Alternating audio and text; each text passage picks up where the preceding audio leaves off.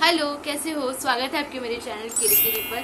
तो गाइज, जैसे कि मैंने अपने लास्ट वीडियो में कहा था कि अगर आप बीमार हो और आपके पास ज़्यादा पैसे नहीं है अपने ट्रीटमेंट के लिए और आप किसी गवर्नमेंट हॉस्पिटल में जाने का सोच रहे हो और आपको टेंशन है कि वहाँ पर ट्रीटमेंट सही से होगा या नहीं होगा, कहाँ कहाँ भागदौड़ करना पड़ेगा, सुना है कि वहाँ पर पहचान लगता है वरना बहुत टाइम लगता है वहाँ पर हर चीज़ों के लिए। तो अगर आपके दिमाग में ये सब चीज़ें हैं और आपको किसी चीज़ का डाउट है तो ये वीडियो में क्लियर हो जाएगा, क्योंकि इस वीडियो में मैं यही सब चीज़ें एड्रेस करने वाली हूँ। क्योंकि मेरा खुद का ट्रीटमेंट नायर हॉस्पिटल से चल रहा है, तो इन 2-3 महीनों में मैंने बहुत कुछ जाना है जिसका डिटेल्स मैं आपको इस वीडियो में शेयर करने वाली हूँ। तो बिना किसी देरी के चलो सीधा पॉइंट पे आते हैं। तो वैसे तो मुंबई में बहुत सारे गवर्नमेंट हॉस्पिटल है, बट इस वीडियो में मैं नायर हॉस्पिटल के बारे में बात करने वाली हूँ। तो नायर हॉस्पिटल में पहुंचने के लिए आपको सबसे पहले मुंबई की लोकल ट्रेन पकड़ के मुंबई सेंट्रल स्टेशन पहुंचना होगा और वहां से बस 5 मिनट की वॉकिंग डिस्टेंस में आप पहुंच जाओगे नायर हॉस्पिटल। तो नायर हॉस्पिटल में टोटल 3 एंट्रेंस गेट है।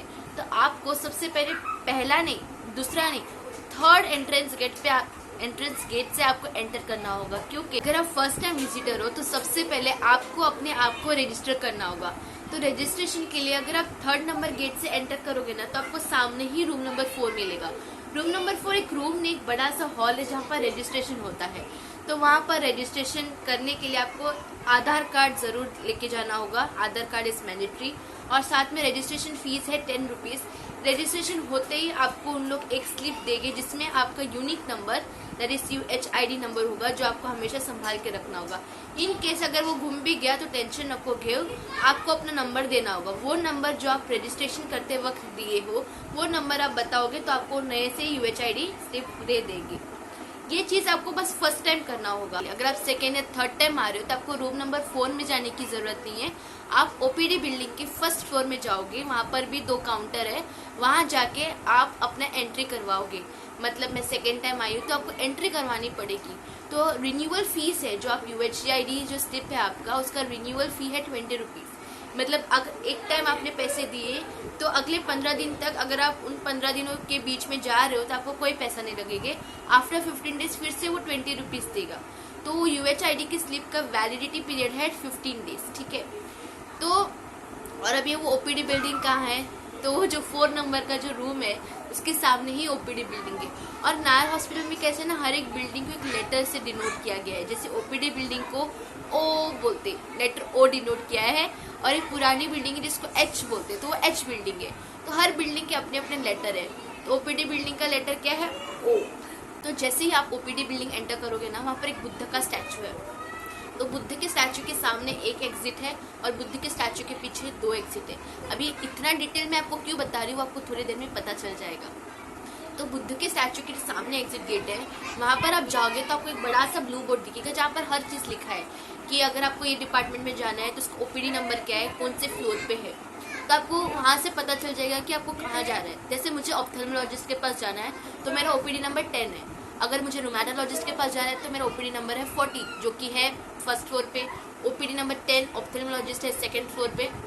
तो ऐसी डिटेल्स आपको वहाँ मिल जाएगी। तो उसके अकॉर्डिंगली आप अपने डिपार्टमेंट में चले जाओगे। अभी कैसा है ना, OPD का टाइमिंग यूजुअली 8 to 11 के बीच में, तो आपको जल्दी जाना होगा, जितना हो सके उतना जल्दी। मतलब अगर आप फर्स्ट टाइम जा रहे हो तो 7:30 के आसपास आप वहाँ पहुँच जाओ, क्योंकि वहाँ नंबर लगता है और जितना जल्दी आपका नंबर आ जाए उतना आपके लिए बेटर होगा। वो मैं इसलिए बोल रही हूँ क्योंकि मैं जो आइज के डॉक्टर के पास जाती हूँ ना, ऑप्थेल्मोलॉजिस्ट के पास, वहाँ पर ऐसा होता है कि जैसे प्राइवेट क्लिनिक में कैसे आप डॉक्टर के पास जाते, वही सब चेक करते, देखते, बात करते, जो भी है दवाई देते, सब एक ही जगह होता है। पर गवर्नमेंट हॉस्पिटल में आपको इधर से उधर, उधर से इधर जाना पड़ता है। जैसे मुझे अपने आइज चेकअप के लिए पहले मुझे एक नॉर्मल डॉक्टर को दिखाना पड़ता है। वो मेरा हिस्ट्री, क्या दवाई ले रहे हो, क्या हो रहा है अभी, वो सब पूछताछ करेंगे।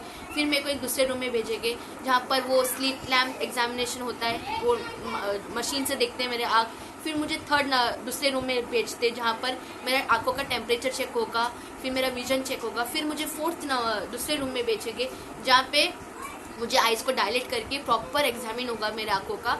और फिर वहाँ पर मुझे एडवाइस दिया जाएगा कि क्या दवाई लेना है, क्या करना है, क्या नहीं करना है। ऐसे मुझे 3 से 4 रूम में इधर से उधर जाना होगा। इसके लिए टाइम लगता है। और कैसा है ना, अगर आप जो रेटिना एग्जामिनेशन के लिए आप जाते हो, मतलब आइज डायलेट करना पड़ता है, वहाँ पर कैसे ना 10:30 के बाद उन लोग बंद कर देते, क्योंकि वो डायलेट होने के लिए आधा घंटा लगता है। इसलिए उन लोग 10:30 को ही बंद कर देते हैं। हालांकि 11 बजे तक का ओपीडी टाइमिंग है, बट उन लोग 10:30 को ही बंद कर देते हैं। और अगर आप 10:30 तक नहीं पहुंचे तो आपको अगले दिन का तारीख दे देगी कि आप अगले दिन आ जाओ। तो अगले दिन डायरेक्ट आपको वहीं जाना होगा, बट इतना दूर आना जाना ट्रैवल करना मुश्किल होता है। इसके लिए मैं आपको कह रही हूँ कि आप जल्दी ही पहुंच जाओ, जल्दी ही नंबर लगाओ, जल्दी ही आपका ट्रीटमेंट हो जाए तो बेटर है। अब बात करते हैं एक्सरे, सोनोग्राफी, ब्लड टेस्ट का, जो आपको डॉक्टर आपको करवाने बोलते हैं। तो ये सब चीज़ों के लिए आपको बाहर जाने की ज़रूरत नहीं है, नायर हॉस्पिटल में ये सब चीज़ें हो जाती है। जैसे एक्सरे अगर आपको करने बोला है तो एक्सरे का ओपीडी बिल्डिंग में ही ग्राउंड फ्लोर में भी एक्सरे होता है, और एक एच बिल्डिंग जो पुरानी बिल्डिंग है वहाँ पर भी एक्सरे होते हैं। अभी आपका एक्सरे कहाँ होगा ये आपको वो लोग ही बता देंगे, मतलब जो एक्सरे में जो डॉक्टर्स होते हैं उन लोग ही आपको बता देंगे कि आपका ये पार्ट का एक्सरे उस बिल्डिंग में होगा कि इस बिल्डिंग में होगा, ठीक है। तो और सोनोग्राफी भी एच बिल्डिंग में होगा। अभी नायर हॉस्पिटल में कैसा है ना, जो पेशेंट एडमिटेड है उनको फर्स्ट प्रेफरेंस दिया जाता है, और जो ओपीडी पेशेंट है उनको सेकंड प्रेफरेंस दिया जाता है। इसलिए आपको हर चीज़ के लिए पहले डेट लेना होगा। मतलब अगर आपको सोनोग्राफी करवानी है अपनी, तो एच बिल्डिंग के काउंटर में जाके आपको पहले अपना डेट लेना होगा, फिर उस डेट के हिसाब से जाके सोनोग्राफी करवा लो। और अब बात करते हैं ब्लड टेस्ट का। ब्लड टेस्ट 2 जगह पे होता है, एक ओपीडी बिल्डिंग के ही फर्स्ट फ्लोर में ओपीडी नंबर 16 में होता है, और दूसरा कॉलेज बिल्डिंग के फर्स्ट फ्लोर में होता है। तो आपका ब्लड टेस्ट कहाँ होगा ये आपको डॉक्टर ही बताएंगे। तो अगर आपका ब्लड टेस्ट कॉलेज बिल्डिंग में हो रहा है तो आपको जो शीट में डॉक्टर ने लिख के दिया है ना कि आपको ये ब्लड टेस्ट कराना है, उसका आप एक जेरोक्स लेके जाओ। अभी जेरोक्स कराने के लिए अब आपको बाहर जाने की जरूरत नहीं है, वो ही बिल्डिंग के सेकंड फ्लोर पे जेरोक्स हो जाता है। फिर ब्लड टेस्ट करवा लो, रिपोर्ट ले लो अगले दिन या जिस भी दिन।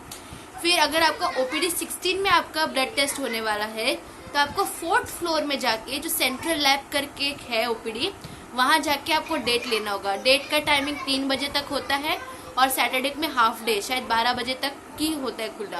तो वहां जाके डेट लेना पड़ेगा, और फिर उस हिसाब से आपको ओपीडी नंबर 16 में आके अपना ब्लड सैंपल्स देना होगा, फिर रिपोर्ट देना होगा। तो ये बात हो गई ब्लड टेस्ट की। तो अब बात करते हैं दवाइयों की तो क्या ही बताए, इतनी महंगी हो गई दवाई। हर महीने दवाइयों का प्राइस बढ़ता ही जा रहा है, बहुत महंगी हो गई दवाई। पर दवाई इसके लिए भी आपको टेंशन लेने की जरूरत नहीं। नायर हॉस्पिटल में अपना खुद का मेडिकल है, मेडिकल ही कह सकते हो। तो रूम 5 नंबर कहते हैं उसको, ठीक है, 5 नंबर का रूम है। और ये आपको कहाँ मिलेगा, जो आपका बुद्ध का स्टैचू है ना, वो मैंने कहा था उनके पीछे 2 एग्जिट है। तो जो लेफ्ट वाला एग्जिट है, वहां से निकलोगे ना तो वहीं आपको 5 नंबर का रूम मिल जाएगा, जहाँ पे आपको दवाइयाँ मिलेगी।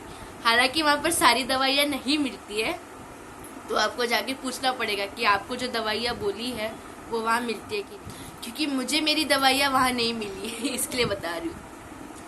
तो फिर भी अगर आपको वहाँ दवाई नहीं मिल रही है, तो नायर हॉस्पिटल का मैंने बोला था ना, एंटर करने के लिए 3 गेट है। तो जो सबसे पहला एंट्रेंस है ना, अब वहां से घुसो, मतलब वहां से एंटर करो। वहां पर भी एक मेडिकल है, जहाँ पर आपको ऑलमोस्ट 10% का डिस्काउंट में दवाइयाँ मिल जाएगी। सारी दवाइयाँ, सारी पता नहीं, पर मुझे जो चाहिए वहाँ मिल गई थी। तो वहाँ पर आपको दवाइयाँ मिल जाएगी 10% के डिस्काउंट में, तो दवाई का टेंशन भी नहीं है। और अगर आप टीबी के पेशेंट हो तो ओपीडी बिल्डिंग के ही ग्राउंड फ्लोर में 25 नंबर करके एक रूम है, ठीक है, वहाँ पर आपको अपना रजिस्टर करना होगा। अगर आप एक्टिव टीबी पेशेंट हो तो वहाँ रजिस्टर करना होगा, वहाँ पर आपको पूरी दवाइयाँ फ्री मिल जाएगी। तो ये हो गई दवाइयों की बात। तो इतना सारा भाग दौड़ करके लग जाती है भूख, तो उसका भी टेंशन नहीं है। नायर हॉस्पिटल के अंदर ही खाने का भी बंदोबस्त किया गया है। मतलब मैंने जो कहा था 3 गेट है एंटर करने के लिए, तो जो आप सेकंड गेट से एंटर करोगे ना, तो वहाँ पर ही है एक कैंटीन, जहाँ पर आपको रिजनेबल प्राइस में अच्छा खासा खाना मिल जाएगा, वेज नॉन वेज दोनों। या फिर आप अगर घर से भी खाना लेके जा रहे हो तो वहाँ बैठ के आप आराम से खाना खा सकते हो। और कैंटीन के सामने है शौचालय, जहाँ पर आप हल्के हो सकते हो। तो ओपीडी बिल्डिंग के अंदर कोई वॉशरूम नहीं है, जो भी पेशेंट लोग आते हैं उन लोग वहीं जाते। मैंने तो देखा नहीं है वहाँ पर कहीं हो, तो पता नहीं है, बट ज़्यादातर लोग वहीं जाते हैं वॉशरूम के लिए। तो ये हो गया छोटा मोटा डिटेल्स जो मुझे पता है during the course of my treatment, जो मैंने आपको अभी बताया। अब बात करते हैं मेरे एक्सपीरियंस का। मतलब 2-3 महीने से ट्रीटमेंट चल रहा है, क्या नोटिस किया तूने? तो मैंने ये ऑब्जर्व किया कि वहाँ के जो डॉक्टर्स है काफ़ी एक्सपीरियंस्ड और क्वालिफाइड है, तो आपका जो ट्रीटमेंट हो रहा है वो बराबर ही हो रहा है, उसका कोई टेंशन नहीं। पर एक चीज़ है कि नायर हॉस्पिटल हो या कोई भी गवर्नमेंट हॉस्पिटल हो, वहाँ पे आपके टाइम का कोई वैल्यू नहीं है। मतलब चाहे कितना भी देर हो जाए, कितना ही टाइम लग जाए, कोई टेंशन नहीं, आपको कोई ऑप्शन नहीं, बैठे रहो। आपको कितने बार भी आना बोले आप आओ, भले आप कितना ही दूर हो, उसका कोई मतलब उसका कोई लेना देना नहीं है उनको। तो मतलब आपके टाइम का कोई वैल्यू नहीं। क्योंकि क्या हुआ है ना, कई बार ऐसा हुआ है कि मैं बैठी हूँ, ठीक है, डॉक्टर आए, 2-3 लोगों का चेकअप किए और फिर गए। फिर यहाँ हम 1 घंटे से 2 घंटा, 2 घंटे से 3 घंटा, 3 घंटे से 4 घंटा बैठे ही है, डॉक्टर आ ही नहीं रहे। मे बी उनका कोई और काम होगा, पता नहीं क्या काम है, तो हमें नहीं पता चलता है। तो वो हम यहाँ बैठे ही, कुछ ऑप्शन नहीं हमारे पास। फिर बाद में डॉक्टर आते, फिर चेकअप होता है। और फिर कभी कभी ऐसा होता है कि डॉक्टर मतलब हमारा डेट होता है, हम जाते हैं, तभी डॉक्टर उस दिन छुट्टी पे, हम पूरा नंबर लग के हम 2-2, 2.5 घंटा बैठे, वो अंदर जाने के बाद पता चलता डॉक्टर ही नहीं है। तो फिर अगले दिन वापस आओ, अगले हफ्ते वापस आओ, तो ऐसा होता है। और अगर आप किसी से कहो ना कि भाई हम बहुत दूर से आ रहे हो, तो ऐसा मत बोलना, बराबर की डांट सुननी पड़ेगी।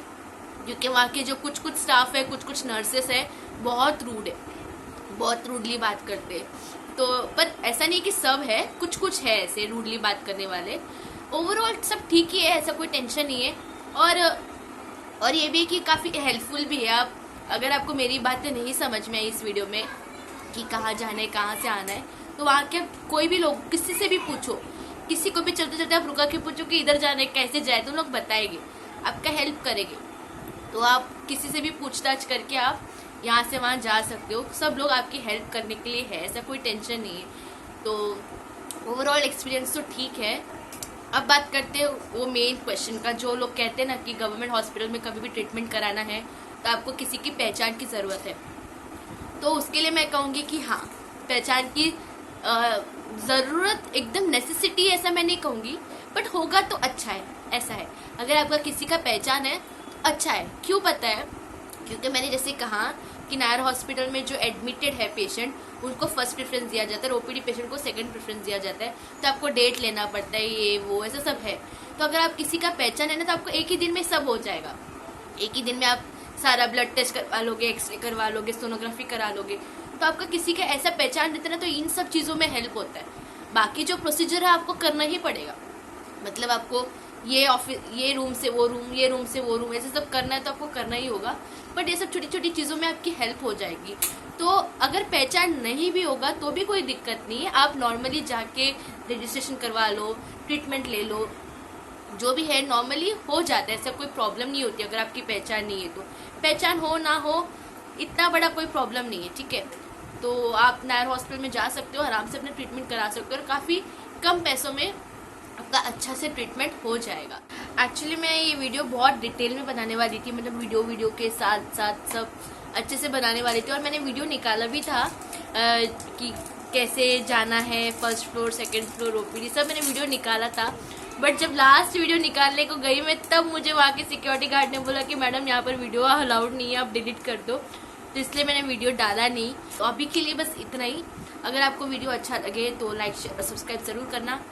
और आप ये वीडियो और भी लोगों को शेयर कर सकते हो, ताकि अगर वो नायर हॉस्पिटल में ट्रीटमेंट कराने के लिए जाने का सोच रहे तो वो ये वीडियो देख के उनको थोड़ा सा आइडिया लग जाए कि नायर हॉस्पिटल में कैसे काम करता है हर चीज़। तो आप उन लोग वहाँ जाके अपना ट्रीटमेंट कर सकते हैं।